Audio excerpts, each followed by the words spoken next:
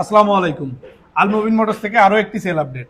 গতকালকে আমরা এই বাইকটার ভিডিওটা আপলোড করেছিলাম। তো আঙ্কেল হচ্ছে আসছেন কোথা থেকে আঙ্কেল?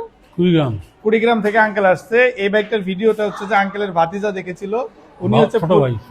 ছোট ভাই। আচ্ছা, আঙ্কেলের ছোট ভাই দেখেছিল, উনি পুলিশে জব করে।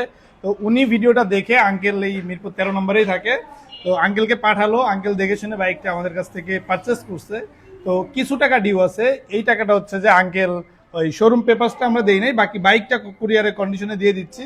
শোরুম পেপারসটা দেই নাই, এটা হচ্ছে যে বাকি টাকা পে করে আঙ্কেল শোরুম পেপারসটা নিয়ে নেবেন।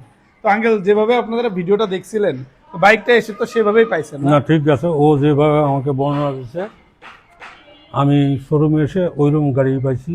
আচ্ছা এবং আচ্ছা। গাড়িটা দেখে আমিও আমারও পছন্দ হয়েছে। জি এবং বিশেষ করে আশা যে আমার সঙ্গে যে বিহেভটা করছে, জি জি। আচরণ আমার কাছে খুবই ভালো লাগছে।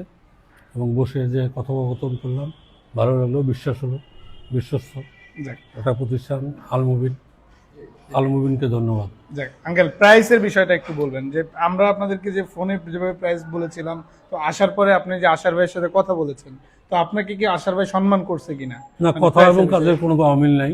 আচ্ছা, কথা পুরোপুরি সবই ঠিক আছে। ঠিক আছে। এবং আমি তো মনে করি লেনদেনেও সব ঠিক থাকবে। ইনশাআল্লাহ। কারণ ফারুককে আমি চিনি।